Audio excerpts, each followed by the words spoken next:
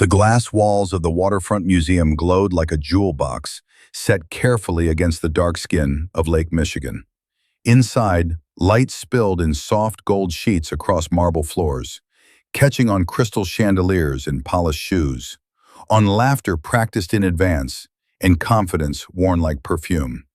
This was not merely a fundraiser, it was a stage, one designed for applause long before a single word was spoken. The evening had been named the Urban Futures Gala, but everyone in the room understood its true purpose. This was where reputations were reinforced, where influence found its reflection, where men shook hands not to agree, but to be seen agreeing.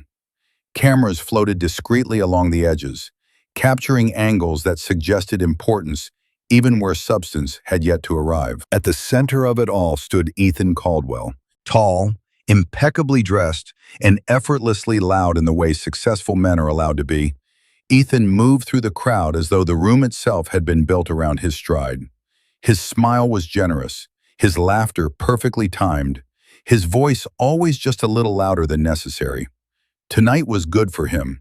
Tonight confirmed what he needed to believe, that he was a man destined to be listened to. Beside him, almost always half a step back, was Naomi Brooks Caldwell. She wore deep sapphire silk that caught the light without demanding it, the kind of elegance that revealed itself slowly, only to those paying attention. Her posture was composed, her expression serene, yet her eyes moved constantly, reading the room the way a musician reads a score. She noticed who leaned in when Ethan spoke, who glanced away. She noticed the pauses, the polite nods, the subtle calculations flickering behind well-trained smiles. To most, Naomi was a detail, the wife, the finishing touch. She had learned long ago how rooms like this worked. They rewarded volume, not depth. They mistook certainty for competence and charisma for control. And so she played her role with practiced grace, offering warmth where expected, silence where convenient, never once betraying the sharp intelligence humming steadily beneath her calm exterior. The applause began early that night. Not literal applause, not yet, but the social equivalent of it. Compliments stacked like currency. Promises floated through the air, light and uncommitted. Each conversation ended with a nod that said, "We'll talk soon," a phrase that meant everything and nothing at once. Naomi held her glass and listened. She listened to the cadence of Ethan's voice as it rose when he spoke of innovation, of cities transformed, of futures designed by bold vision. She listened to the rhythm of admiration around him, the way people leaned closer, eager to be warmed by reflected confidence. And somewhere beneath the music and the murmured praise, she felt the faintest tremor, like a fault line shifting far below polished stone. This room was built for applause. But applause, Naomi knew, had never built anything that lasted. As the evening unfolded, as laughter swelled and cameras flashed, she allowed herself a small, private smile. Not of pride, of anticipation. Because some stories begin loudly, under chandeliers and champagne, and others begin quietly, in observation. And if you're curious where this night is truly headed, if you sense that what looks effortless often hides something far more deliberate, stay with us. Let this story unfold. Share your thoughts as we go, and if you feel the pull of what's beneath the surface, don't forget to follow along. Some power never asks for applause. Naomi learned the rhythm of rooms like this long before she ever married into them. She learned it in quiet conference halls with bad lighting and brilliant minds, where women like her were praised for being articulate when they were simply prepared. She learned it watching men receive credit for conclusions she had drawn first, spoken softer, and therefore ignored. She learned it the hard way, the way lessons that last are always learned, through loss. Years ago, when she was still new enough to believe visibility equaled progress, Naomi had trusted a senior partner who loved attention as much as he feared scrutiny. When his empire cracked under investigation, it was her name that surfaced first, her judgment that was questioned, her restraint that was mistaken for guilt. He disappeared into advisory boards and quiet settlements, Naomi was left standing alone in the light, learning what it cost to be seen too clearly, too soon. So she adapted. She stepped back. She refined. She chose precision over noise, influence over recognition. She learned to let others speak loudly while she listened carefully. Invisibility, she discovered, was not absence. It was positioning. Tonight, that lesson wrapped around her like silk. Naomi moved through the gala beside Ethan with ease born of repetition. When someone congratulated him, she smiled warmly. When they asked about her, she answered briefly, graciously, never offering more than was requested. She had perfected the art of seeming complete without being curious, present without being threatening. It was a role she had learned to play because it kept the peace, and because it gave her time. Time to watch. She watched the way donors responded to Ethan's certainty, even when it lacked detail. The way confidence alone seemed to satisfy them. She watched the younger executives mimic his posture, the older ones weigh him with practiced skepticism. She watched who interrupted and who waited, who listened and who merely prepared to speak. And she watched Ethan most of all. She knew the precise moment his charm tipped into strain, the fraction of a second when enthusiasm outran preparation. She had seen it before, at dinners that ended too late and meetings that ended too fast. She knew the signs the way one knows the moods of weather, by pressure, by silence, by the sudden need to fill space with sound. Yet she said nothing, not because she had nothing to say, but because she had learned that some warnings were better delivered later, when they could no longer be dismissed as unnecessary caution. She had learned that being right too early was often indistinguishable from being wrong. So Naomi remained what the room expected her to be, the composed wife, the elegant constant, the quiet presence who made Ethan look stable, grounded, complete. It was a role built on omission, and she played it beautifully. Still, there were moments, small human moments, when the weight of it pressed against her chest, when a question brushed past her and landed on Ethan instead, when a pause opened just wide enough for her to step into, only to be filled by his voice. Each time she felt the faint echo of an old frustration, not sharp enough to wound, but persistent enough to remind her why she had chosen this path. Control, Naomi knew, was not taken by force. It was accumulated. And tonight, as the music swelled and the room leaned ever further into Ethan's orbit, she felt the familiar patience settle into her bones. She did not resent the role she played. She understood it. She had chosen it deliberately. After all, the most convincing performances were never improvised. They were rehearsed and abandoned at exactly the right moment. Ethan Caldwell had always been a man who understood light, not the kind that warmed the skin or softened an evening sky. He understood the light that chose winners. The light of cameras and chandeliers, of attention turned toward a single face, of rooms going slightly quieter when a certain name was spoken. He carried himself as though he belonged to that light by birthright, as though it had been waiting for him all along. Tonight it loved him. He moved from cluster to cluster with the ease of someone who had practiced being adored. A hand to a shoulder here, a laugh there, the occasional tilt of his head that made even simple statements sound like revelations. When he spoke about his company, about smart corridors and sensor grids, about infrastructure that could think before it failed, people leaned forward, hungry for the feeling of being near the future. Naomi watched him with a tenderness that surprised even her. There had been a time, early in their marriage, when she found his hunger charming, when his ambition felt like fire in the winter, like momentum pulling them both into something larger than themselves. Ethan had looked at her then, really looked, as if she were the only person in any room who made him want to be better. Those memories were still real. They lived in her like pressed flowers, fragile, intact, and slightly faded at the edges. But fire, Naomi knew, could warm a home or consume it. Ethan's need to be seen had never been only vanity. It was fear dressed in confidence, the fear of being ordinary, of being forgotten, of being judged as insufficient once the applause stopped. His childhood had been built on comparison, on expectation, on praise that arrived only when he performed. He didn't simply enjoy admiration, he depended on it. Without it, he was restless, brittle. With it, he became dazzling and dangerous. As the night deepened, Naomi heard subtle changes in his voice. The words were still smooth, the smile still effortless, but the cadence accelerated, like a man sprinting just to stay ahead of his own doubts. His stories grew sharper, more certain. Timelines tightened. Numbers grew rounder, cleaner, friendlier. Promises, too, became easier to make. "I've got the council's ear," Ethan said to a man in an ivory dinner jacket, his tone casual, almost bored with his own access. "Once Hale's office signs off, the approvals will move fast. Chicago wants to be first.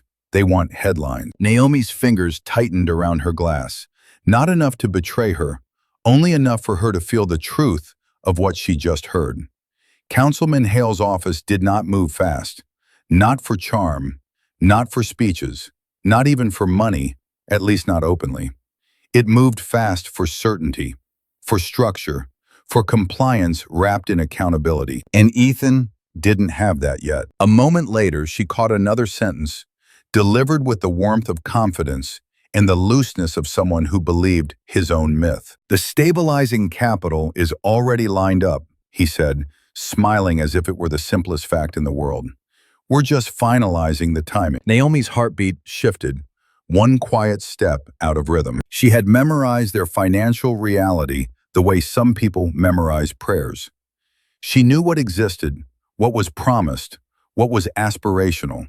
She knew the difference between a conversation and a commitment.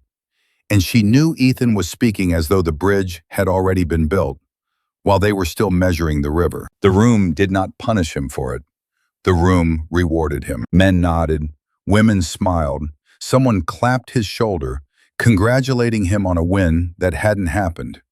Ethan accepted it like it belonged to him, like all the world was required to do was keep up. Naomi felt something complicated rise in her chest, affection braided with dread, because she knew him, not the man under chandeliers, but the man late at night when the lights were off. The man who could not sleep unless he believed tomorrow would bring proof. The man who called setbacks temporary and debts strategic. The man who needed the world's gaze the way lungs needed air. And she loved him. Not simply the idea of him, not only the bright version the Gala adored, but the flawed, fragile truth beneath. Loving him had been real. It still was, in the way old loyalty lingered even when it hurt. But love, Naomi understood, did not cancel consequence. As Ethan turned, catching another admirer, Naomi saw the faint flicker in his eyes, so quick no one else would notice. A glance toward the doors, toward the VIP area, toward the places where true decisions were made without applause. He was searching, not for people, for salvation. Naomi remained beside him, half a step back, perfect in her silence, and felt the tremor beneath the night grow stronger. She could sense the moment approaching the way one senses a storm, not by thunder, but by the pressure in the air, by the way every smile began to feel a little too polished, every laugh a little too bright. Ethan was building himself higher with every sentence, and Naomi knew, quietly, intimately, what happened to men who climbed on words without checking the ground beneath them. Councilman Richard Hale did not arrive like a celebrity. There was no ripple of phones lifting, no gasp, no sudden rush of bodies reorienting toward him. The people who mattered most in the room noticed him the way experienced sailors notice a change in wind. Quietly, immediately, with respect that did not need to announce itself. He entered with a small entourage that tried to look casual and failed. His security detail dressed like men who had learned how to become invisible without ever relaxing. Hale himself was tall, silver at the temples, and composed in a way that suggested he had survived too many rooms like this to be impressed by any of them. His suit was impeccable, but it was not the suit that carried authority. It was the calm, the economy of movement, the sense that he had no interest in being liked, only in being certain. Naomi felt Ethan's shift beside her before he even spoke. There was a particular brightness that came over Ethan when Power walked into the room, a quickening in his posture, as if he were tightening invisible strings in performance. He smoothed his cuff, set his smile, and leaned slightly closer to Naomi, the way he always did when he wanted her to become part of the picture. "Perfect," he murmured, as if the night had been waiting for this moment alone. "Stay close." Naomi obeyed with the grace of someone who knew when obedience was a tactic. They approached Hale near a quiet installation, an abstract sculpture of interlocking steel rings meant to symbolize progress, unity, futurity. Hale stood with a donor Naomi recognized from finance pages and a woman in a severe black dress who held herself like a lawyer. Their conversation was low, measured, free of decorative enthusiasm. Ethan stepped in with the kind of ease that only confidence, or desperation, could produce. "Councilman Hale," he said warmly, extending his hand. "Ethan Caldwell, I'm honored you made time tonight. This gala it's not just a celebration, it's a commitment." Hale took his hand briefly, his grip firm, his eyes assessing. "Mr. Caldwell," he replied. No warmth, no chill, simply acknowledgement. Ethan didn't need warmth, he needed proximity. He launched into his pitch with polished fluency, speaking of corridors that could predict congestion, of infrastructure that could detect stress fractures before collapse, of cities that could become smarter without becoming colder. He spoke in the language of vision, and the room around them grew subtly quieter, drawn in by the cadence. Naomi watched Hale. The councilman listened without interrupting, which in itself was rare. But his expression did not soften. He was not seduced by metaphors. His eyes did not light up at the future. They remained steady, waiting for the moment when a story would be asked to become a plan. And it came sooner than Ethan expected. "How would you handle compliance across state lines?" Hale asked, voice even. "If your deployment touches Illinois, Indiana, and Michigan, you'll be dealing with overlapping procurement rules, different tax treatments, and labor frameworks. That's where most vision stalls." The question landed like a quiet blade. Ethan blinked once, just once, before recovering. "Absolutely," he said quickly. "We've got a top legal team. We're aligning everything." Hale's gaze did not move. "Aligning is not a structure," he said. "It's a verb people use when they haven't decided yet." Naomi felt something tighten in her chest. Not fear, recognition. She had heard that tone before. The tone of a gate that did not open for charm. Ethan filled the space with more certainty, more language. He spoke faster, brighter, more persuasive. He promised timelines, hinted at partnerships, suggested that approvals would be streamlined once the right relationships were in place. Naomi saw Hale's attention begin to drift, not outward, but inward. The councilman was no longer listening to be impressed. He was listening for faults. Naomi stepped forward half a breath, not enough to steal the spotlight, only enough to be present. "Councilman Hale," she said gently, her voice smooth as water over stone. "Your concern is exactly the one that matters most. Multi-state deployment isn't just a regulatory issue, it's a liability issue. If you don't structure the operating entity correctly from the start, you can create tax exposure that multiplies faster than revenue." Hale's eyes shifted to her, and in them Naomi felt something like the first true contact of the night. Not admiration, not flirtation, but attention. "What's your name?" Hale asked. "Naomi Brooks Caldwell," she replied. She did not add her credentials. She did not advertise herself. She had learned that people like Hale respected restraint more than decoration. He nodded slightly. "Go on." Naomi kept her tone measured, careful not to drown the room in technicalities. "You can mitigate a significant portion of the exposure through a clean holding structure and a compliance-first procurement pathway. But the key is honesty, about what's ready now and what isn't. Cities don't forgive surprises. It was not a speech. It was a truth offered with quiet precision. For the briefest moment, Hale's expression changed. Not dramatically, not warmly, but the faintest easing around the eyes. The look of a man who had finally heard something grounded. Then Ethan laughed. It was meant to sound affectionate, to sound like the charming husband amused by his wife's seriousness. Naomi, he said lightly, with a caution hidden under sweetness. You'll have to forgive her, Councilman. She's brilliant with details. She organizes everything. Naomi felt the sentence for what it was, a gentle hand against her mouth. Ethan's palm rested at the small of her back, guiding her, subtly, insistently, back into the position he preferred. She keeps our personal finances from turning into a mess, he added with a grin, as if it were a compliment. She doesn't really live in the weeds of the business. The air shifted. Naomi kept her smile. It did not tremble. It did not fall. But inside, something cooled into a clear, still shape. Because she understood what Ethan was doing. He wasn't only reclaiming the conversation. He was reclaiming the hierarchy. Hale's gaze moved between them, the way a judge watches a witness contradict themselves. The woman in the severe black dress, Hale's counsel, Naomi realized, made a small note on her phone without looking up. Ethan continued speaking, louder now, brighter, trying to paint over the moment Naomi had created.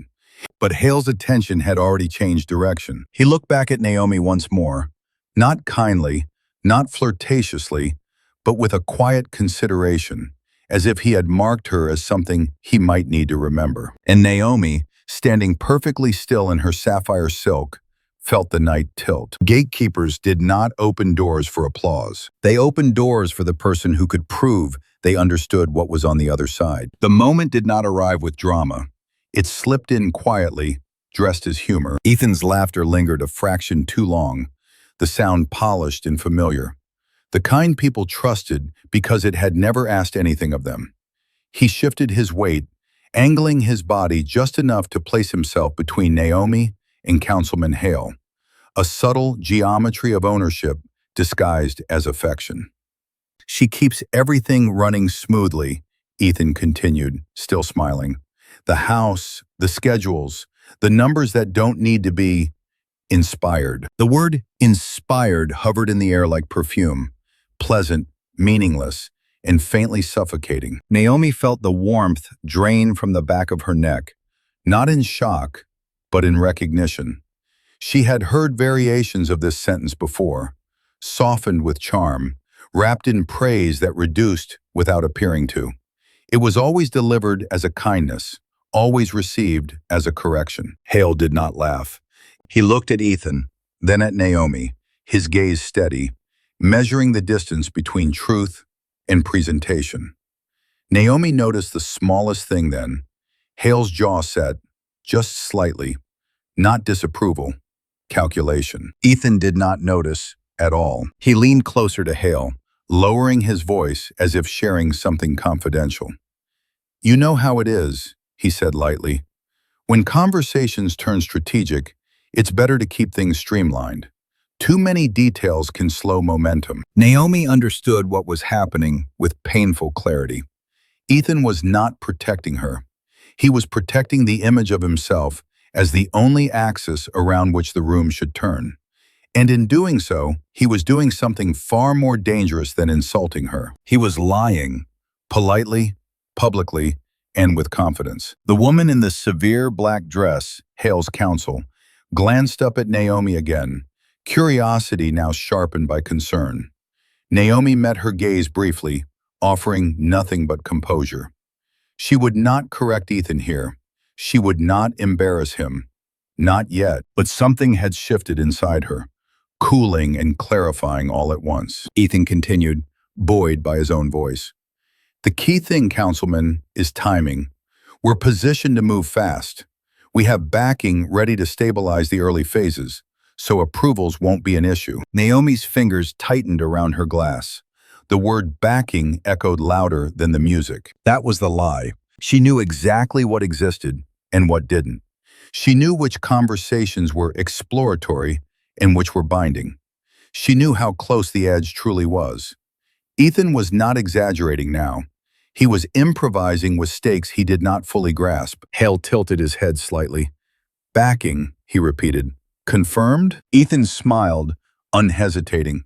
Functionally, yes. The answer was smooth. Too smooth. Naomi felt something unexpected rise. Not anger, not humiliation, but a slow, aching sadness.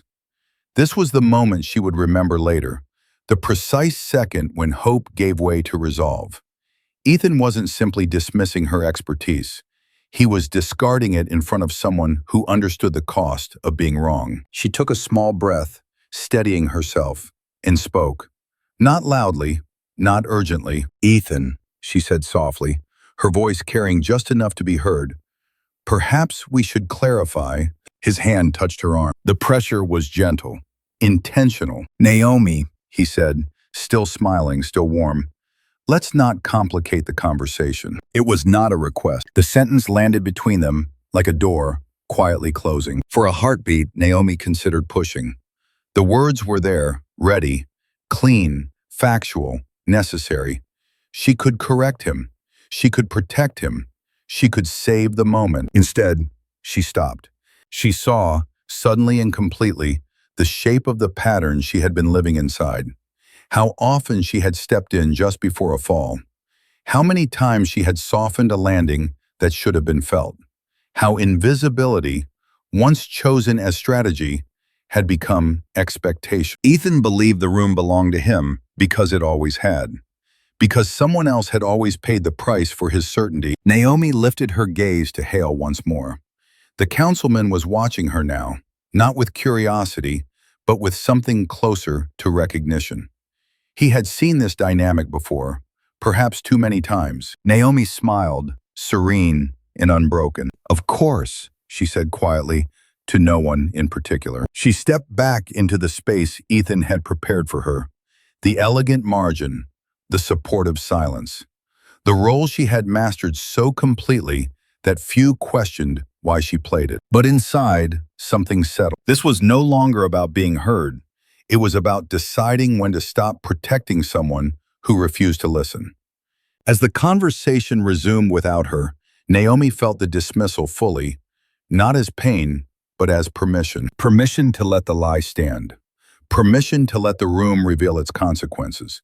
Permission, finally, to step away when the applause grew too loud to hear the truth. And in that quiet permission, the night began to turn. Naomi did not leave the conversation the way wounded people leave. Too quickly, too sharply, with a tremor of humiliation still clinging to their hands. She left the way power leaves, quietly, cleanly, without needing anyone's permission. Ethan was still talking, his voice bright with practiced certainty, painting the future in wide strokes that required no proof. Councilman Hale listened with the patience of a man who had learned how to let people expose themselves. Around them, the gala continued to shimmer. Champagne flutes raised. Laughter threaded through music. The soft flash of cameras capturing a happiness that could be staged in any room with enough money. Naomi stood beside Ethan for 3 more sentences, not because she needed them, because she wanted to be sure. She wanted to be sure this wasn't a misunderstanding she could correct with one careful word. She wanted to be sure Ethan would not glance toward her, truly glance, inviting her back into the truth. She wanted to be sure the man she had once loved for his hunger had not learned to love her silence more than her mind. He didn't look at her. When he finally paused, it was only to accept another compliment, another hand on his shoulder, another approving nod that fed him. Naomi felt the last thread of responsibility loosen inside her, and with it came a calm so complete it startled her. "Excuse me," she said softly. The words were directed to Hale, to the council in black, to the space itself.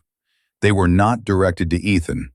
He didn't deserve even that small courtesy of explanation. Ethan gave a distracted hum without turning. "Don't be long," he murmured, still smiling for someone else. "We're in the middle of something." Naomi's smile remained, gentle and socially correct. If anyone watched her face in that moment, they would see nothing but grace. They would never guess that she was leaving not a conversation, but a marriage's oldest arrangement. She moved through the crowd like a current, smooth, inevitable, unseen until it had already passed. She nodded at a donor who had once asked her what charities she liked. She brushed by a woman who wore diamonds like armor. She stepped around a waiter balancing a tray of perfect desserts no one would taste because everyone was too busy being impressive. Each step carried her further from Ethan's orbit, and with each step the air felt lighter. The museum's main hall opened toward a wide staircase that led to the upper levels. Private galleries, boardrooms, viewing balconies reserved for donors whose names were printed in larger font. Naomi approached the stairs without hesitation. There was no rushing, no furtive glancing.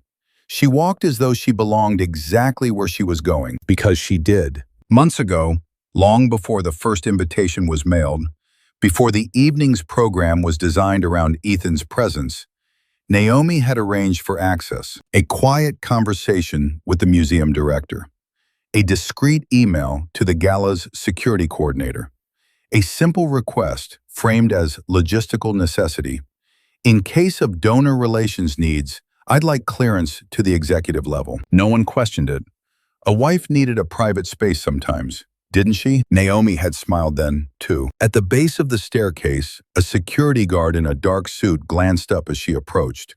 His eyes moved over her dress, her posture, the calm authority that required no raising of voice.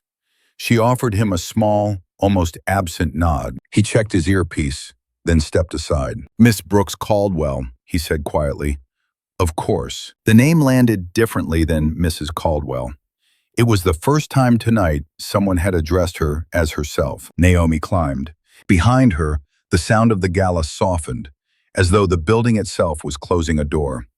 Music became muffled. Laughter turned distant, like an echo from another life. The higher she went, the more the air changed. Less perfume, less performance, more stillness. At the landing, she paused beside a tall window that overlooked the lake.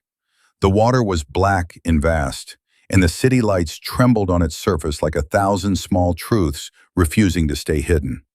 Naomi rested her fingertips against the cool glass and breathed in once, slowly, deliberately. This was the moment pain might have arrived, if she allowed it. The shame of being dismissed, the ache of being reduced to a beautiful silence, the grief of realizing the man she protected had begun to rely on her invisibility as proof of his superiority. But Naomi did not collapse into those feelings.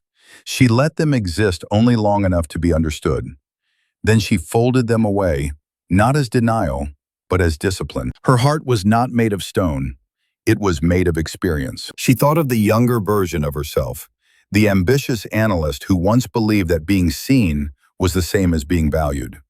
She thought of the mentor who had fallen and left her exposed to consequences she hadn't created. That girl had learned the cruel mathematics of attention.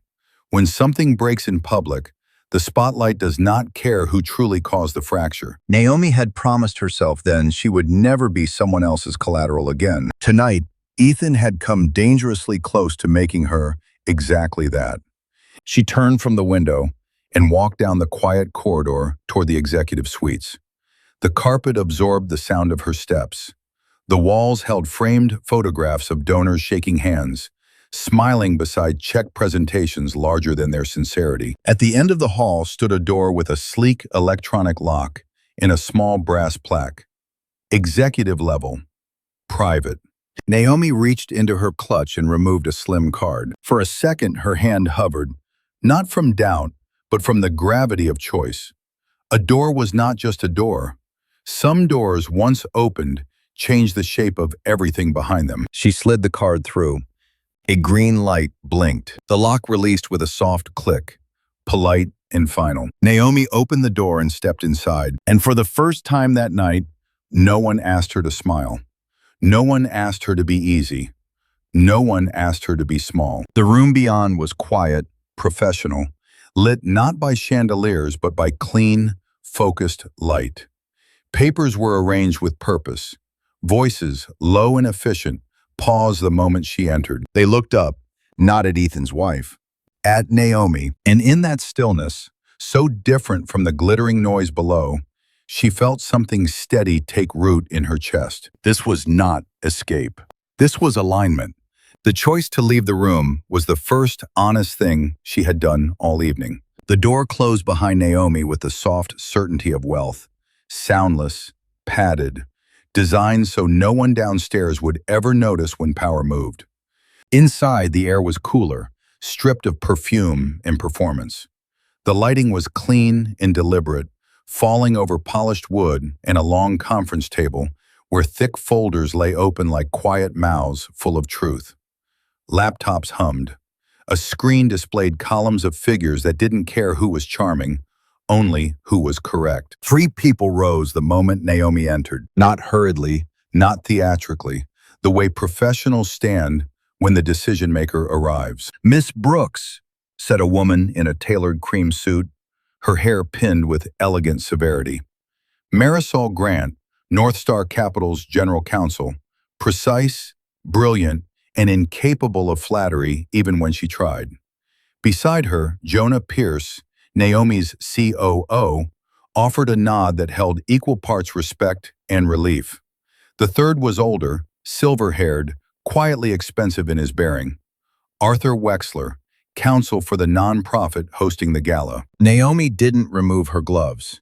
She didn't comment on the view, the silence, the difference. She simply crossed the room and took her place at the head of the table, as if she had been sitting there all her life. Because, in a way, she had. "Where are we?" she asked, her voice gentle, but stripped of social softness. Jonah slid a folder toward her. "Final documents are ready. The escrow confirmation just came in. We're waiting on your signature to release the first tranche." Marisol's hand tapped the edge of a page, neat as a metronome. "The structure is clean," she said. "Convertible debt with governance protections. Your fund provides the endowment as a restricted gift to the Urban Futures Foundation. In return, the foundation's municipal asset portfolio is placed under a long-term management agreement. The risk is limited, the optics are philanthropic, and the control is real." Naomi's eyes moved over the paper. Numbers, conditions, timelines, a language she trusted. Downstairs, Ethan was selling vision as if vision itself could pay invoices. Up here, the world ran on clauses and signatures, on the ruthless elegance of terms that did not bend for anyone's ego. Arthur Wexler cleared his throat gently. "The foundation is grateful," he said, choosing each word the way lawyers do, carefully, so nothing can later be misunderstood. "This stabilizes our work for decades. The board agreed to the anonymity clause, as you requested." Naomi paused at that, the smallest stillness touching her shoulders. Anonymity. It had once been her refuge, then her strategy. Now it felt like an old vow she was no longer sure she wanted to keep. She let her gaze drift to the window. From this height, she could see the Gala below through the museum's glass architecture. Glittering bodies, slow-moving constellations of expensive fabric and ambition. Ethan was somewhere in that crowd, shining. The room was built for him, built to reward him, built to confirm his favorite belief, that applause was the same as security. Naomi's throat tightened, unexpectedly, not with regret, with something more fragile. Memory. There was a time Ethan had kissed her palm in the kitchen when she balanced their first real budget. When they were young, when his dreams were still rough sketches, and her discipline felt like a miracle. He had called her his anchor then, his brilliance softened by reverence. Naomi had believed him. She had believed in the man who looked at her as though she was not an accessory, but a compass. Somewhere along the way, the applause got louder than the gratitude. And love, real love, had been repurposed into function. She looked back down at the documents. Marisol watched her without judgment. Jonah watched her with concern he tried not to show. Wexler watched her with the cautious gratitude of a man standing near a floodgate. Naomi inhaled slowly. The air tasted like paper and clean metal, like truth. "What's the clause on disclosure?" she asked. Marisol turned a page. "Strict. The foundation may announce an anonymous benefactor. They cannot disclose identity without your written consent. If breached, the management agreement terminates and penalties trigger immediately. Naomi nodded. And the governance protections? Jonah answered this time. Board-level oversight on asset deployment, monthly reporting, audit rights, and the protective covenants you wanted. If any party attempts to redirect funds for non-stated purposes, you can freeze disbursements. Freeze! The word settled on Naomi's tongue like a dark pearl. She wasn't thinking only of the foundation. She was thinking of Ethan, of his promises downstairs, of how easily he treated money as a story someone else would finish. Marisol slid a pen toward her. It was heavy, understated, the kind of pen that didn't pretend to be a trophy. Its weight was practical, meant for decisions that lasted. Once you sign, Marisol said, the transfer releases. The foundation's operating account will confirm within minutes. Minutes. Naomi let the pen rest between her fingers. A strange tenderness moved through her, toward her younger self, toward the girl who once paid for other people's mistakes, toward the woman who had learned to survive by becoming unreadable. She felt that tenderness and did not reject it. She simply refused to let it steer her. Because the truth was this. Naomi was not signing out of revenge. She was signing because the world required structure, and she could provide it. She was signing because she was tired of living on the edge of Ethan's next improvisation. She was signing because control was not cruelty, it was stewardship. And yet Ethan was still downstairs, glowing under chandeliers, believing he was building his future with words. Naomi set the tip of the pen to paper. Her signature flowed across the page with elegant inevitability. Naomi Brooks, managing partner, North Star Capital. The ink dried quickly, as though it had been waiting. Marisol exhaled, barely. Jonah's eyes softened. Arthur Wexler's shoulders lowered, as if a weight had been lifted from the city itself. Release the funds, Naomi said quietly. Jonah reached for his phone. Marisol began sending confirmations.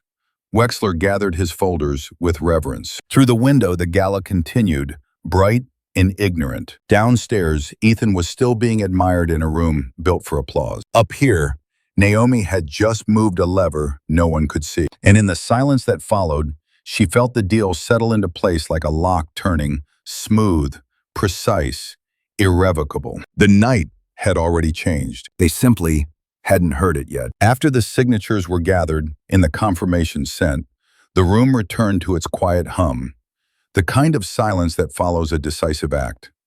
Marisol and Jonah moved with efficient purpose, their voices low, their gestures precise, as if they were tidying the edges of something enormous and newly born. Naomi remained still at the head of the table. Her reflection faintly surfaced in the dark window, layered over the lake and the city lights like a double exposure. The woman in sapphire silk and the woman who had just moved half a fortune as calmly as if she were adjusting a bracelet. For a moment she watched herself, this composed figure the world rarely saw up close, and wondered when exactly she had learned to make power look like peace. The answer arrived the way memories often do, not with permission, but with weight. There had been a time when Naomi believed invisibility was surrender. Back then, she had been 27 and luminous with ambition, sharp enough to frighten the men who praised her. She worked in New York at a boutique advisory firm that fed on headlines. Their senior partner, Graham Whitlock, was a man whose charisma could make investors forget to ask questions. He saw Naomi's intelligence and claimed it as proof of his own brilliance. He introduced her in rooms like a prized instrument. My secret weapon, he called her, then used her work to build himself larger. Naomi wanted to believe it was mentorship. She wanted to believe the attention meant safety. When Whitlock pushed her into public visibility, panel interviews, profiles, the flattering kind of scrutiny that felt like inevitability, Naomi accepted it. She said yes because she thought saying yes was how women survived. By being agreeable, by being grateful, by being brave enough to be seen. Then the investigation began. It started as a whisper, an irregularity, a complaint, a report no one wanted to read too closely. Whitlock laughed it off in private, kissed Naomi's forehead like a father blessing a daughter, and told her not to worry. "You're brilliant," he said. "You're clean. You're untouchable." But the world was not interested in brilliance. The world wanted a story it could digest. And when the firm's balance sheet cracked open, the media searched for a name that looked compelling under a headline. Whitlock had connections. Whitlock had friends in editorial rooms. Whitlock had lawyers who knew how to move the spotlight. Naomi had none of that. She still remembered the morning her phone wouldn't stop vibrating. Messages from classmates she hadn't spoken to in years, journalists pretending to be polite, co-workers speaking in the clipped tone of people who feared proximity. She remembered walking into the office and feeling the air change around her like a temperature drop. She remembered Whitlock's assistant avoiding her eyes. And she remembered Whitlock himself, finally. He didn't meet her at the door. He didn't call her into his office. He didn't offer reassurance. He sent an email, brief, formal, cold. "Naomi, legal advises you not to speak to anyone. For the sake of the firm, we need you to step back for now." Step back. As if her life were a chair that could be politely moved away from the table. Naomi had sat alone in her apartment that night, watching her name scroll across financial blogs, watching strangers assign motives to her silence. She had wanted to scream that she had built models, not schemes, that she had warned about risk, that she had written memos no one wanted to read because they were too inconvenient. But truth did not trend. What trended was spectacle. A week later, Whitlock resurfaced with a statement, a practiced apology, and a promise to cooperate fully. He resigned with dignity, protected by the cushion of his reputation. Naomi was quietly dismissed, her career reduced to a cautionary footnote.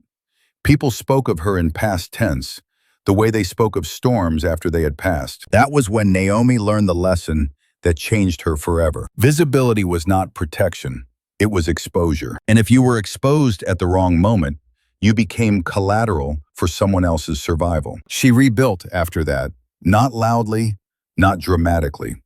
She rebuilt the way women who are tired of being harmed rebuild. Patiently, carefully, privately. She stopped accepting invitations that required her to smile for cameras. She stopped taking meetings where people asked about her journey instead of her numbers. She worked behind layers, quiet funds, discreet partnerships, contracts that did not need her face to hold their value. In that privacy, her competence grew teeth. Then Ethan entered her life like sunlight through a cracked window, warm, persistent, hopeful. He loved her focus. He said it made him feel safe. He promised her she would never have to carry someone else's mess again. And for a while, she believed him. But love, Naomi had learned, did not exempt anyone from pattern. Over time, Ethan began to enjoy the way her silence made his voice sound stronger. He liked how her restraint framed his ambition as leadership. He didn't ask her to shrink, not directly.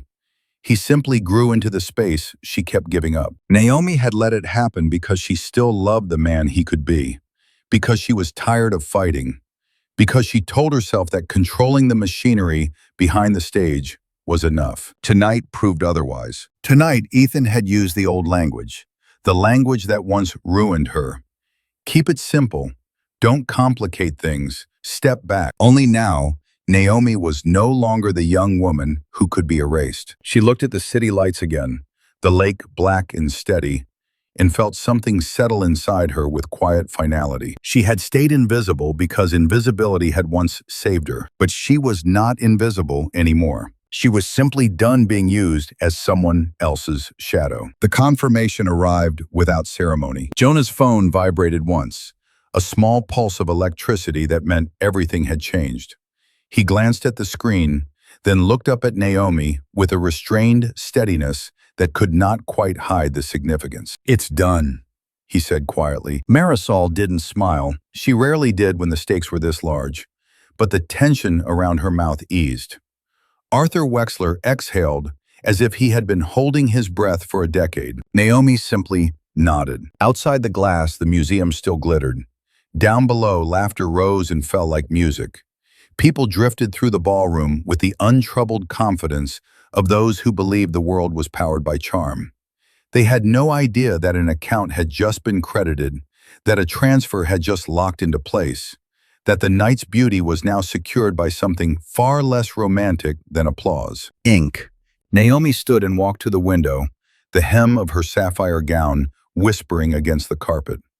From the executive level, the gala looked smaller, still elegant, still radiant, but unmistakably finite, like a snow globe shaken for spectacle. Naomi watched the crowd swirl around Ethan's orbit. He stood near the central installation, framed perfectly by light, his hands moving as he spoke, wide, generous gestures meant to fill space and convince strangers they were witnessing inevitability. His smile shone with that familiar confidence she had once found intoxicating. For a moment, Naomi allowed herself the quiet ache of remembering. Ethan, at 28, in their first apartment, cooking pasta badly and promising her that one day he would build something worthy of her faith. She had wanted to believe him. She still did, sometimes, in the soft places of her heart that refused to harden completely. But trust, she now understood, was not a feeling. It was structure. And structure was what Ethan had been skipping, leapfrogging over consequences as if the ground would always rise to meet him. Marisol's voice drew Naomi back. "The Foundation's operating account has confirmed receipt," she said. "They'll have internal verification before the speeches begin. They'll be euphoric." Arthur Wexler's eyes shone with a complicated gratitude, part relief, part awe, part fear of the very power he had just witnessed. "You've ensured their future," he said softly. 50 years, at least, maybe more. Naomi turned from the window. "They'll do good with it," she replied. Not as a hope, but as an expectation. The contract ensured it. Her terms were not merely protective, they were directive. The money would not wander into vanity projects. It would stabilize, fund, build. Jonah stepped closer, lowering his voice as though the walls might gossip. "The optics downstairs," he said. "They'll want to honor the benefactor." Naomi's gaze flicked back to the ballroom.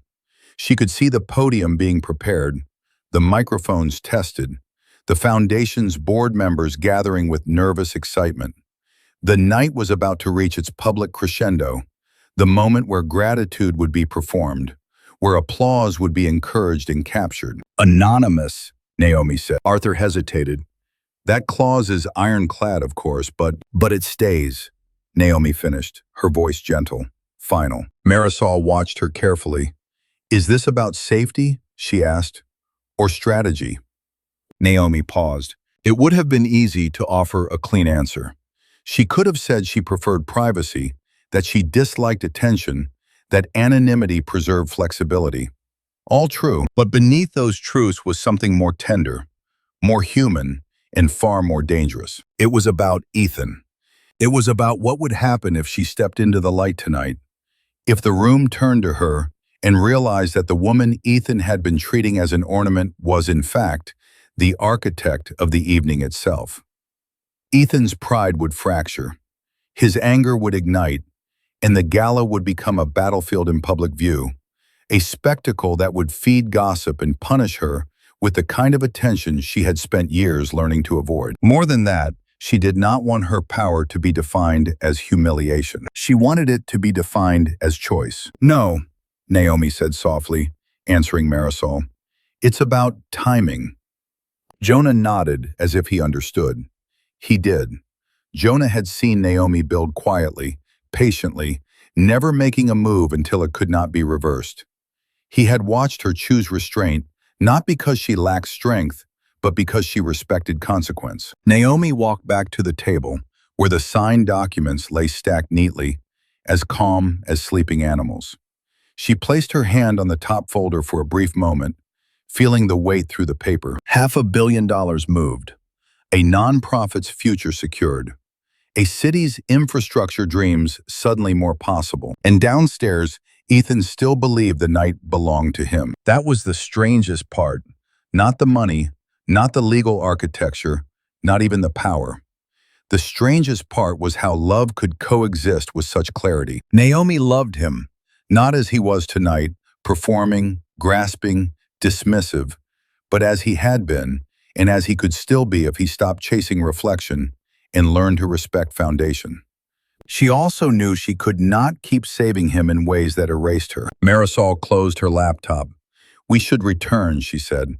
"They'll notice if you're gone too long." Naomi glanced at the clock. The speeches would begin within minutes. "Send the final confirmation to the foundation president," Naomi instructed. "Let them know the funds are cleared and the endowment terms are activated." Arthur nodded eagerly, already gathering his papers. Jonah's fingers moved across his phone. Marisol's eyes sharpened, returning to the rhythm of execution. Naomi picked up her clutch. As she moved toward the door, she took one last look down at the ballroom. The crowd glowed, oblivious. Ethan laughed at something someone said, his head tilted back, perfectly framed by light. It was beautiful, in a way. It was also fragile. Applause was always fragile. It could turn on a breath. Naomi slipped out of the executive suite with the same calm she had carried in, her heels quiet on the carpet, her heartbeat steady. Ink came first. Applause came later. And tonight, Naomi intended to decide exactly who it belonged to. By the time Naomi descended the staircase, the gala had thickened into its most intoxicating hour. The lights had dimmed just enough to flatter everyone. The music had slowed into something smooth and expensive, threaded with the soft percussion of glasses meeting in celebration. Faces glowed, some from champagne, some from the private thrill of being photographed near importance.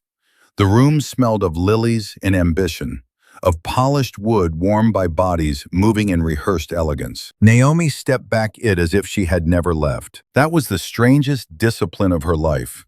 To carry a secret so heavy it could tilt a city, and still smile when someone asked if she was having a lovely time. She moved through the crowd with a calm that felt almost sacred. A donor complimented her dress. She thanked him with practiced warmth. A woman she barely knew touched her arm and asked where Ethan had found such a stunning venue. Naomi answered politely, offering nothing that could be used later. Every step drew her closer to Ethan's voice, which rose above the music in bright waves.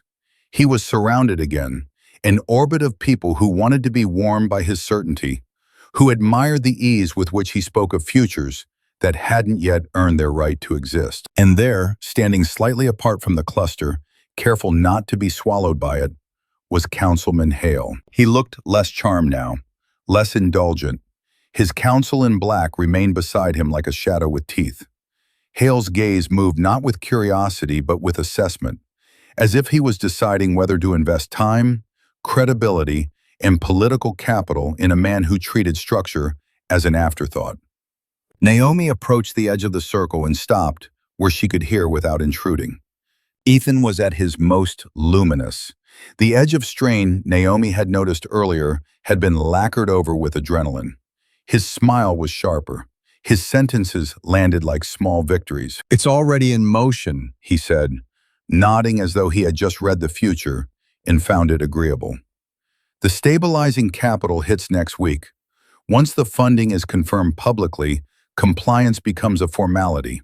The city will want to move quickly." Naomi felt the lie slide through the air like silk, smooth and dangerous. Hale did not respond immediately.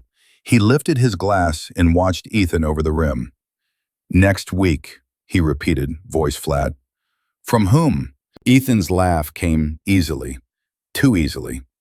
"I can't name them yet," he said, the practiced tone of a man pretending discretion when he truly had nothing to disclose. "They prefer to stay behind the scenes until the announcement." Naomi's fingertips cooled around her clutch. She knew the truth. She also knew the shape of Ethan's risk. If the wrong person pressed him now, if Hale pressed him with one more direct question, Ethan's story would buckle. And when a story buckled in a room like this, it didn't simply embarrass, it destroyed. Hale's counsel spoke then, her voice precise as a scalpel. "Will that capital be equity or debt? And what covenants are attached? If our office is to support procurement approvals, We need to understand control mechanisms. Ethan paused just long enough for Naomi to hear his heartbeat in the silence. The room held still. It was a small pause, barely noticeable to the guests who lived on surface charm. But Naomi heard it the way she heard everything, like a crack in glass before the shatter. Ethan recovered with momentum. It'll be structured to preserve operational flexibility, he said, a sentence that meant nothing and sounded like expertise. We'll have the legal team forward a summary. Hale's counsel did not blink. A summary is not a term sheet. Ethan's smile thinned, the corners tightening as if held up by muscle alone. Of course, he said, too fast. Naturally. Naomi watched his hands. They were doing more than gesturing now. They were performing, creating space, distracting, filling air so no one would notice the absence of substance. It was the same strategy Whitlock had used years ago, the same elegance of evasion dressed as confidence. Ethan turned slightly, searching the crowd for rescue, and then he saw Naomi. Relief flashed across his face, quick, involuntary, like a candle catching. He reached for her, not physically this time, but with expectation. The unspoken command was clear. Be beside me. Make me look stable. Be the proof that I'm not alone in this. Naomi, he said warmly, loud enough for everyone to hear. Perfect timing. He stepped closer, placing a familiar hand at the small of her back. Gentle pressure, the social gesture of possession. He angled her into the light as if she were part of the presentation, a beautifully calm backdrop to his certainty. I was just telling Councilman Hale, Ethan continued, that we've secured the stabilizing tranche that will make Nexus not only viable, but inevitable. The word inevitable landed like a dare. Naomi met Hale's gaze. The councilman looked at her without softness, without hostility. He looked at her as if he remembered the earlier moment, when her voice had briefly carried truth, and Ethan had closed the door on it. Naomi felt a slow, intimate ache spread through her chest. Not because she feared the moment, but because she understood what it asked of her. She could save Ethan right now. Not by lying for him, she would never do that again, but by smoothing the edges, offering a harmless deflection, giving him time to step away from his own bluff. That would be the old pattern, the old loyalty, the familiar sacrifice. Or let it press against reality until it revealed what it truly was. Naomi's smile remained poised, graceful, almost tender. She could feel Ethan's hand on her back, the subtle pressure increasing, an unconscious reminder of the role she had always played. She breathed in slowly. The gala swelled around them, glittering and blind. Somewhere nearby, the foundation president was being guided toward the podium. The microphones would soon crackle. Applause would rise, eager and obedient. Ethan leaned slightly toward Naomi, voice low enough to be intimate, high enough to be heard if someone listened closely. Just keep it simple, he murmured.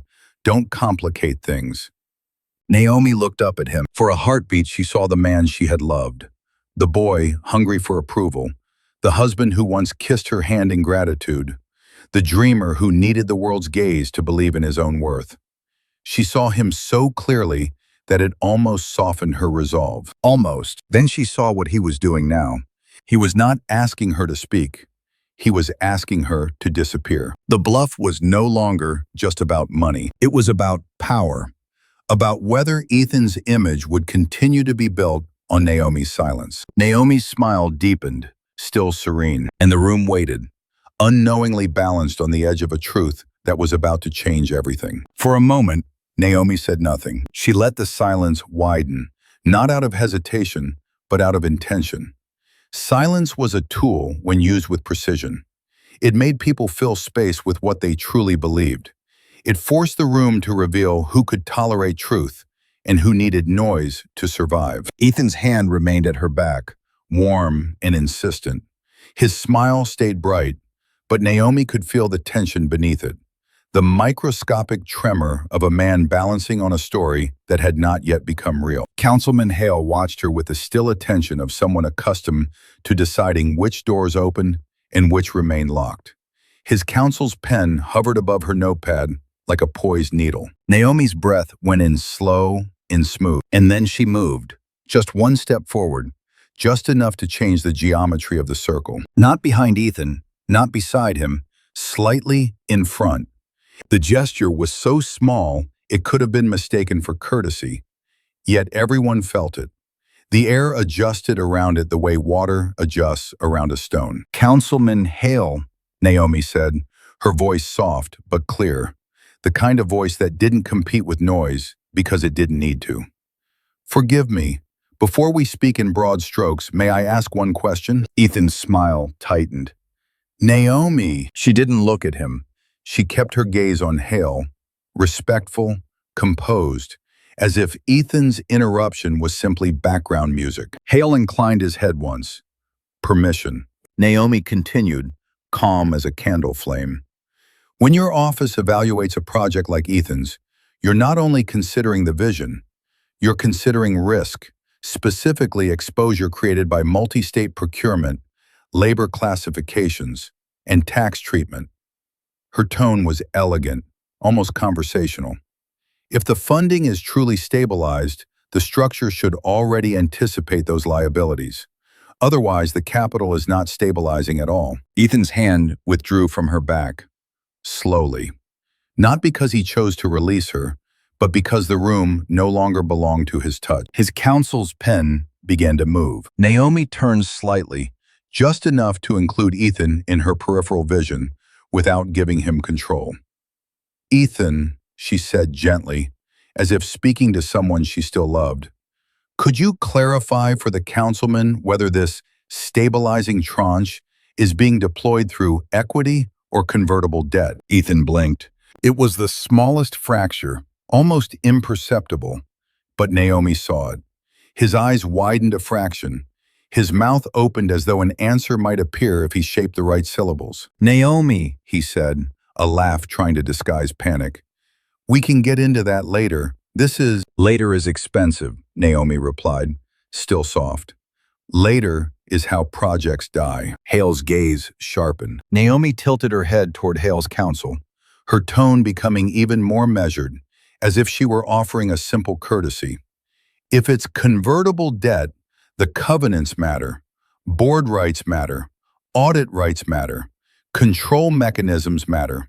Without them, your office carries the political risk for a company still operating on optimism." Ethan forced a smile that no longer reached his eyes.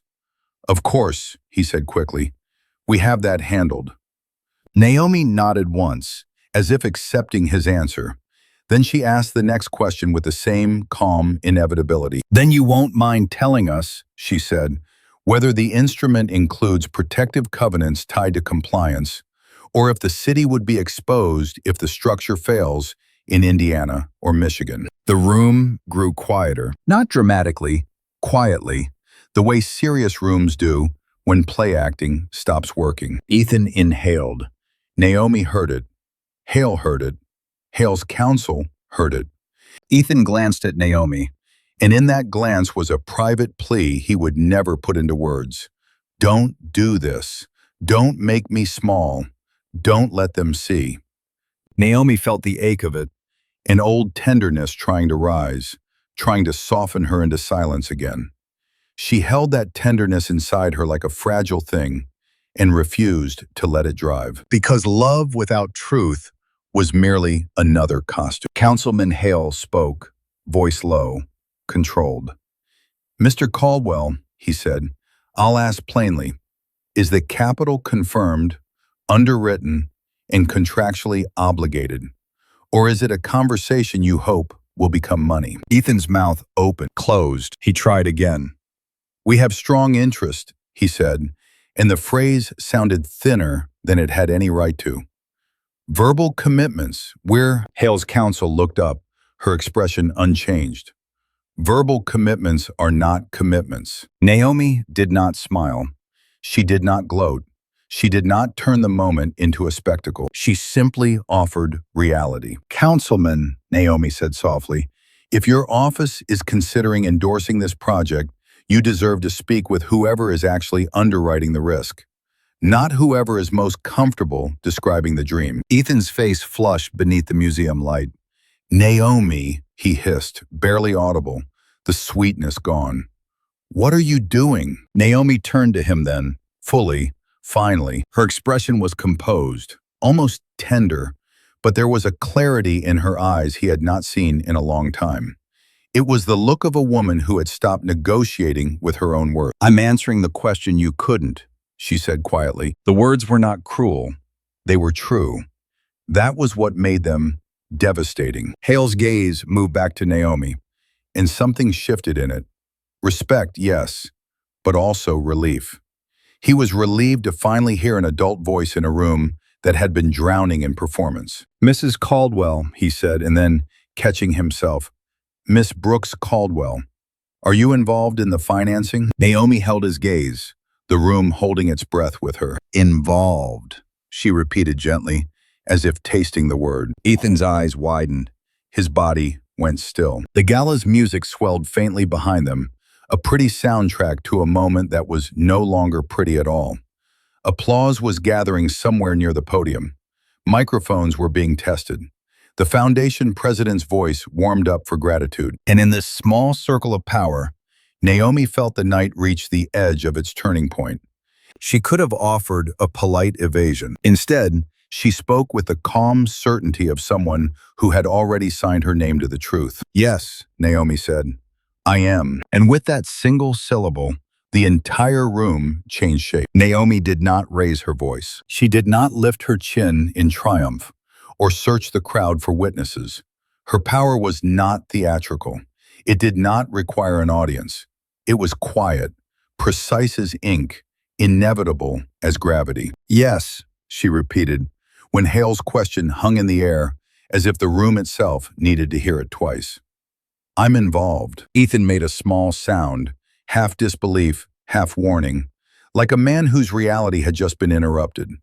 His smile faltered completely now, no longer able to hold the weight of what was forming. Hale's counsel closed her notebook with a soft click, then opened it again, as if resetting her attention to a new subject entirely. Under what capacity? She asked. Naomi turned slightly, allowing the small circle to tighten around something real. Managing partner, she said, and the words landed without decoration. North Star Capital. For a heartbeat, nothing moved. Then Hale's gaze sharpened, not into suspicion, but into recognition. The kind that arrives when a name aligns with something already stored in memory. Naomi watched the subtle shift travel through him like a current. He had heard of North Star. Of course he had. The firm wasn't loud, but it was everywhere in the places that mattered. Stabilizing projects other funds deemed too messy, rescuing municipal developments from collapse, restructuring debt with a surgeon's discipline. Ethan looked between Naomi and Hale, his expression caught between confusion and the dawning horror of being uninformed about the person he slept beside. North Star, he repeated, too loudly. Naomi, what? Naomi didn't flinch. She didn't soothe him. She didn't rush to soften the bruise to his ego the way she always had. She simply continued, as if Ethan's interruption was a gust of wind against a locked door. We specialize in infrastructure financing, Naomi said to Hale, her tone calm enough to sound almost intimate. Specifically projects with real public benefit that get buried under overvaluation and poor governance. The counsel in black spoke again, her voice still precise. Are you underwriting Nexus? Naomi inhaled slowly. Not currently. She let the truth stand clean and unsentimental. Then without changing her expression, she added, but we can, if it's structured responsibly. Ethan's face tightened. We already have. Hale lifted one hand, not aggressive, just final.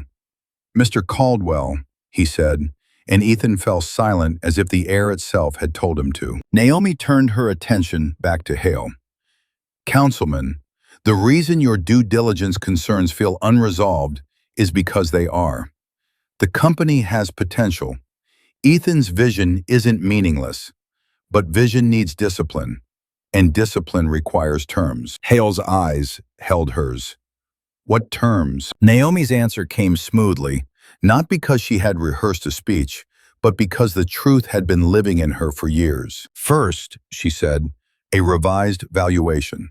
An honest one, not built on applause, not inflated by urgency.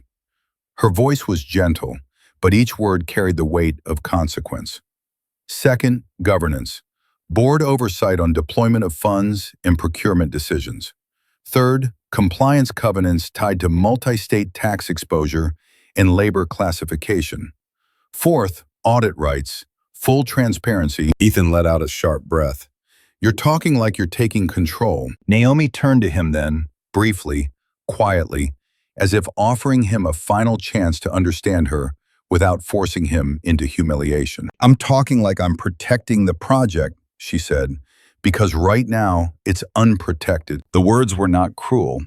They were devastating precisely because they were spoken with restraint. Hale's counsel scribbled rapidly. Hale's expression remained still, but Naomi saw the interest deepen. This was what he needed. Structure he could defend to constituents, oversight he could justify, terms that made political risk manageable. I've been asked, Naomi continued, more than once tonight to keep things simple. But simple isn't what makes cities safe. Simple is what makes headlines when something collapses. A flicker crossed Hale's face. Approval, perhaps, or relief. And if North Star steps in, he asked, what does Mr. Caldwell retain? Ethan's posture stiffened. Naomi felt it without looking. Naomi answered carefully, because this was the part where truth could become cruelty if delivered without mercy. He remains the founder, she said. He remains the public face. He speaks to the vision because he is good at it. The smallest softness touched her voice, not for the room, but for the memory of who Ethan used to be to her. But operational decisions would route through North Star oversight, deployment, compliance, governance. That would no longer be improvised. Ethan's laugh came out thin, broken at the edges. So I'm a mascot. Naomi met his gaze. Her eyes were calm. And in that calm was the finality of a woman who had spent too many years cleaning up after someone else's charisma. No, she said quietly. You're a founder who survives. The silence that followed was sharp. Hale's counsel looked up from her notes.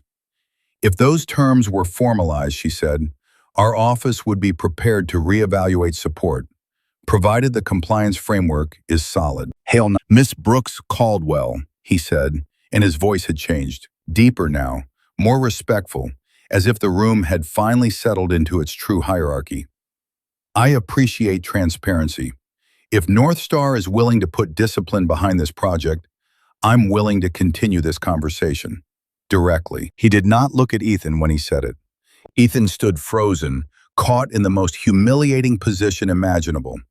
Visible, admired, and suddenly irrelevant in the one circle that mattered. Naomi, it was for the future. From the corner of Naomi's eye, she saw the foundation president step up to the podium. The microphone caught his breath. The room began to quiet for the evening's main speech. The moment of gratitude everyone expected. Ethan's face had gone pale beneath the warm Gala light. He looked at Naomi as if he were seeing her for the first time, truly seeing her, and realizing he had spent years loving her like a symbol instead of respecting her like a force. Naomi, she had revealed nothing with drama. No announcement, no spotlight, no speech. Just a few calm truths spoken at the right moment, enough to shift the room's gravity. Downstairs, applause was preparing to rise, but the true decision had already been made in a circle small enough to fit inside a whisper. The applause came on schedule. The foundation president spoke with trembling gratitude, praising an unnamed benefactor, thanking the city, the donors, the dreamers. Glasses rose, smiles widened. The room applauded the idea of salvation without needing to know the hand that delivered it. Ethan clapped too, late, stiffly, his palms meeting like strangers, his face arranged into something that resembled pride. Naomi stood beside him and lifted her glass of sparkling water as if nothing in the world had shifted. Only she, And Ethan knew the truth. The car ride out of the museum was quiet in the way storms are quiet right before they break. Chicago's lights streamed past the tinted windows, slipping over Ethan's profile, sharp jaw, fixed gaze, the tightness at the corner of his mouth where anger struggled not to become panic. The driver separated them with silence and professional blindness, as if a partition could keep a marriage from collapsing. Naomi sat with perfect posture, her hands folded in her lap, the sapphire fabric catching occasional reflections from passing streetlights. She could feel Ethan's energy vibrating beside her, restless, wounded, furious, like a man trying to calculate how he had lost a game he didn't realize he was playing. He held it until they were home. Not the house in the city they kept for convenience, but the one by the water, where everything had space to echo. Polished floors, tall windows, a quiet that made every word sound heavier than intended. The moment the front door closed behind them, Ethan turned. "What the hell was that?" he demanded. His voice was low, controlled with effort, like a hand pressing down on a flame. "North Star Capital? Governance terms? You stood in front of Hale and—" His laugh was sharp, humorless. "You made it sound like I don't know my own company." Naomi removed her earrings slowly, setting them on the console table as if this were any ordinary night.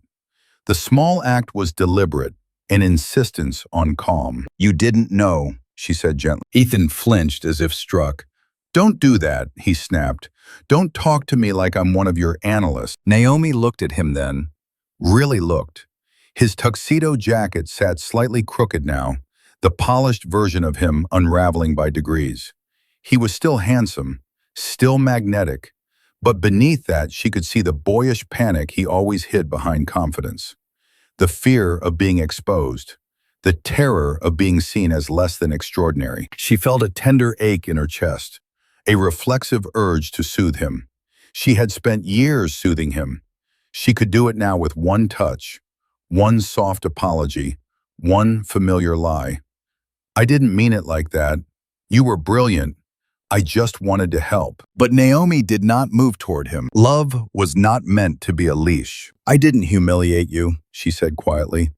"I stopped you from humiliating yourself." Ethan's eyes flashed. "By taking over the conversation?" "By answering the questions," Naomi replied. Her voice remained calm, almost intimate. "Ethan, you were bluffing. Hale's counsel asked for a term sheet, and you gave her adjectives." He took a step closer, anger sharpening into accusation. "So you decided to rescue me in public?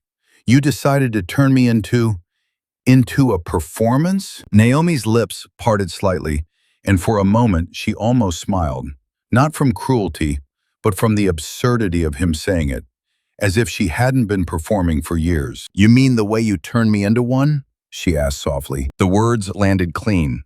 No raised voice, no drama, just truth. Ethan's mouth opened, closed again. His gaze darted toward the kitchen, toward the living room, toward any place that might offer him a different reality.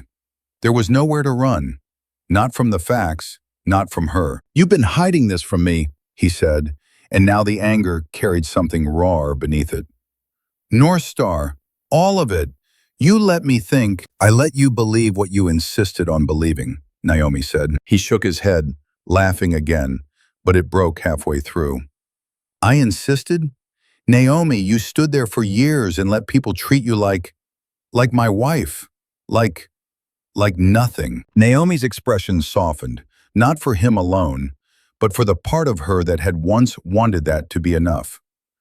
"I stood there because every time I tried to speak, you said I was complicating things," she said. "You called my work details. You called my caution fear. And tonight, you called my mind a distraction." Ethan's face reddened. "That's not what I meant." "It's what you did," Naomi corrected, and her voice stayed gentle, almost heartbreakingly so. "You didn't just dismiss me, you dismissed reality.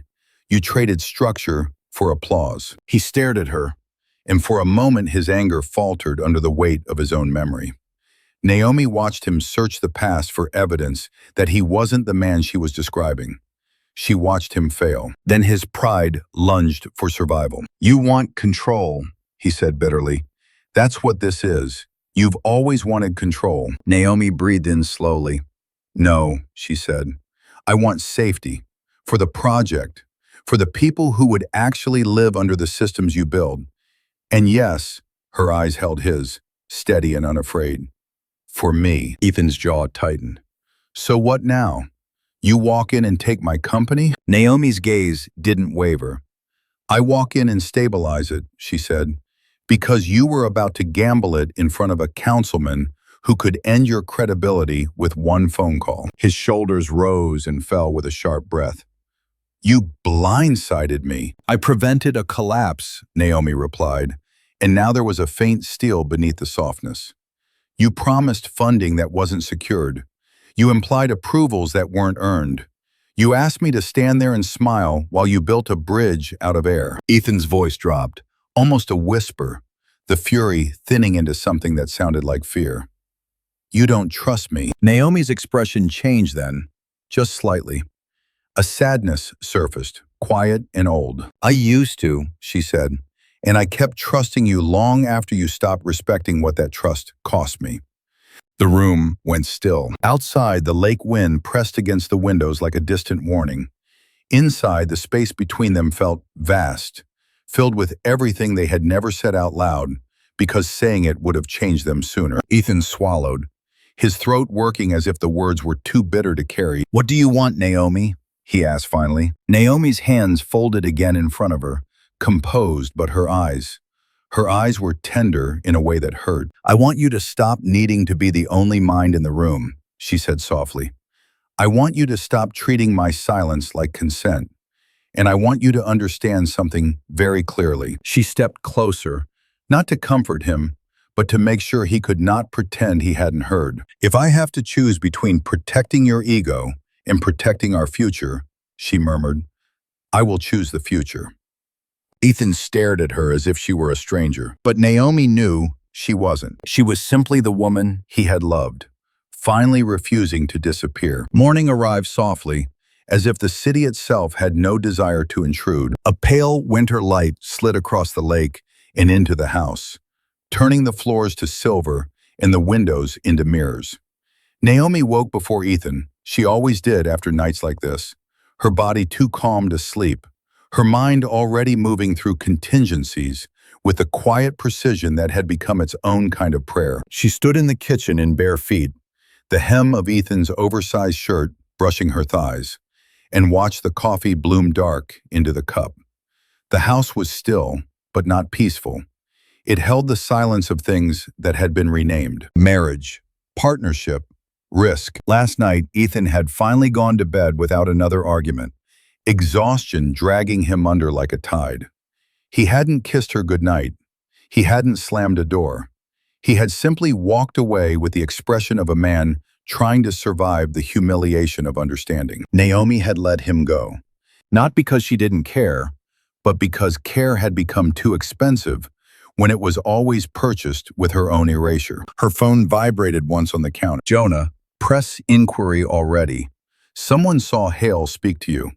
Marisol drafting response. Recommend tight narrative." Naomi stared at the message for a moment, feeling the first real sting of consequence. This was the cost no contract could eliminate. The market noticed. The city noticed. Even when she stayed anonymous, power left footprints. A single handshake in the wrong circle could become a rumor by dawn, and rumors in finance were like blood in water. She set her cup down and opened the calendar Jonah had synced overnight. Meetings slotted in clean rows. Legal review, governance framework, compliance audit. A call with the foundation president, private, coded, careful. A scheduled conversation with Hale's office, through counsel, with terms prepared and language sharpened. A life built on levers. Naomi's throat tightened as she scrolled, not because she feared the work, but because of what it confirmed. If she stepped fully into this role, and she had already begun, she could not pretend her marriage would remain untouched. Power didn't add itself to a life. It rearranged it. Footsteps sounded behind her. Ethan entered the kitchen slowly, his hair unstyled, his face still carrying traces of the night's damage. Without the tuxedo and the lights, he looked younger, more human. The sharp edges of his charisma softened into something almost familiar, like the man she had once laughed with on cheap couches, dreaming about futures neither of them understood. He stopped when he saw the laptop open, the calendar glowing, the list of calls laid out like a battlefield map. "Already?" he asked hoarsely. Naomi nodded.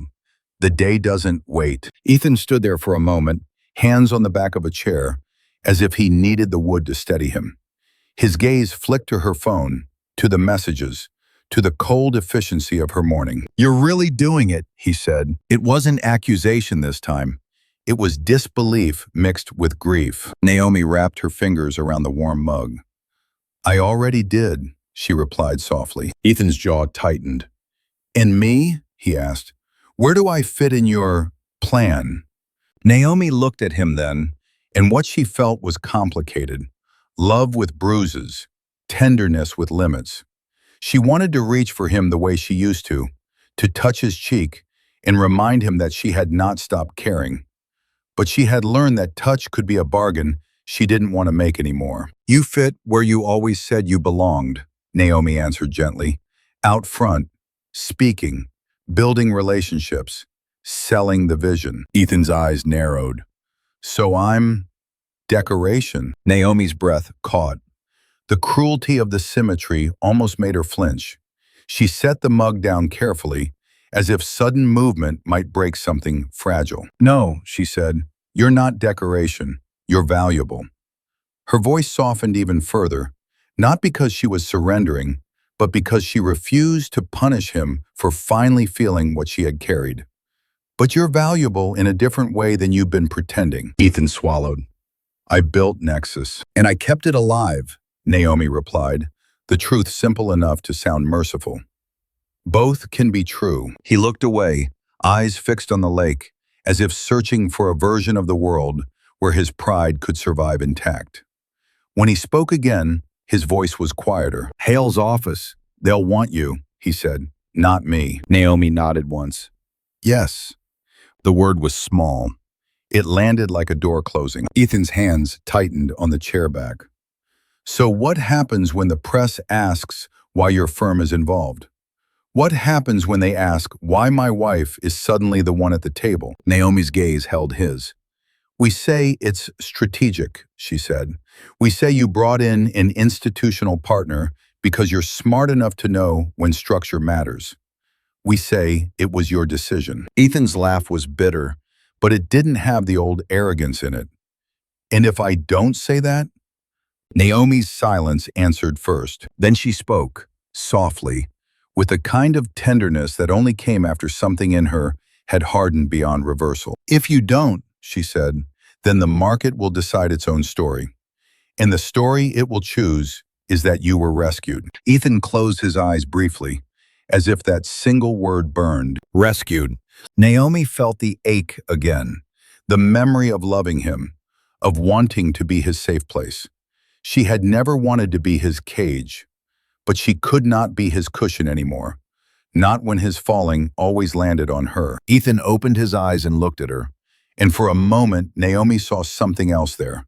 Fear, yes, but also a kind of reluctant understanding.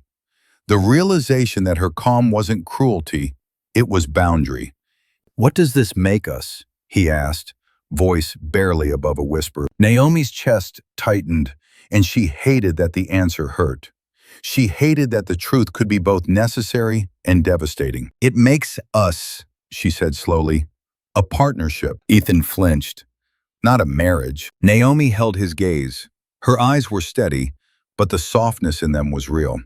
"A marriage can be many things," she replied. "For a long time, ours was you in the light and me in the shadow. That version is over." He stared at her as though waiting for the rest. Some apology, some reassurance, some promise that she would make this easier for him. Naomi didn't offer those things. She stepped closer, close enough that he could feel her warmth without her touching him, close enough for honesty to be intimate. "This is the cost," she murmured, "for both of us. You lose the illusion that you're alone at the top. I lose the comfort of pretending love is enough to protect me. Ethan's breath shook. Do you still love me? The question was raw, almost boyish, and it cut through Naomi's discipline like a blade. For a heartbeat, she wanted to say yes the way she used to, softly, immediately, without conditions. Instead, she answered with the truth that mattered now. I love the part of you that was brave enough to dream, she said quietly. And I'm done sacrificing myself to the part of you that needs to be worshipped. Ethan's face crumpled slightly, not into tears, but into the strain of holding them back. Naomi watched him, her own throat tight with emotion she refused to let become weakness. She turned back to the counter, picked up her phone, and began typing a message to Jonah. Proceed with governance draft. Also, prep statement. Founder remains CEO of Vision. North Star provides oversight and compliance. Her hands were steady, but inside, something mourned. Because power did not come without loss. It simply made the losses cleaner, more honest, harder to deny. Naomi glanced out at the lake one more time, the light brightening on the water. She had chosen control. And control, she was learning, was not cold. It was expensive. Time did not rush to heal what had been redefined. It recalibrated. Weeks passed, then months, and the city adjusted the way cities always do. Quietly, efficiently, without sentiment. Headlines softened. Rumors settled into accepted narratives. Nexus became stable. North Star became involved. Ethan remained visible, articulate, applauded for choosing partnership over pride.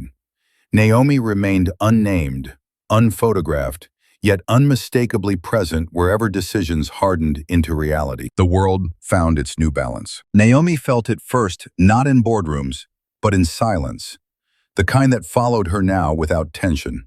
Mornings no longer carried the low-grade anxiety of waiting for someone else's misstep. Evenings were unhurried, structured by intention rather than recovery. The house by the lake grew quieter, not empty, but honest. Ethan learned his new orbit slowly. He still spoke. He still dazzled. He still stood beneath lights and described futures with the confidence people paid to hear. But now, after the applause faded, he asked questions he had never asked before. He deferred. He waited. Sometimes he listened. It was not submission. It was gravity. Naomi worked from a place that had no view and needed none.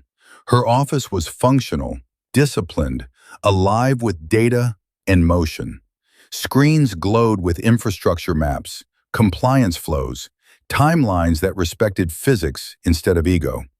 She spoke rarely, but when she did, the room leaned in. Not because she demanded it, but because she no longer competed with noise. Councilman Hale's office called, then another city, then a foundation across state lines. They asked for frameworks, not fantasies. They asked for numbers that could survive daylight. They asked for Naomi, and she chose carefully. Power, she had learned, was not about accumulation. It was about placement, about becoming the fixed point around which others could move without spinning apart. One evening, long after the last call had ended, Naomi stood again by the window overlooking the lake. The water was calm, dark, unperformative. It reflected only what was real. Ethan joined her, not touching, but close enough to share the view. He did not speak. He didn't need to. The space between them held understanding that words would only cheapen. I used to think the light was everything, he said finally. Naomi smiled, not triumphantly, not sadly, just truthfully. It's not, she replied. It's just the surface. Below them, the city moved, quiet engines, unseen systems, structures holding without applause. Naomi felt herself settle into that same stillness, no longer reacting, no longer bracing. She had not taken control. She had become the center. And centers did not shout, they held. If this story moved you, if you felt the shift from applause to gravity, from performance to power, take a moment to share what resonated with you. Let us know your thoughts, and follow along for more stories where quiet strength changes everything.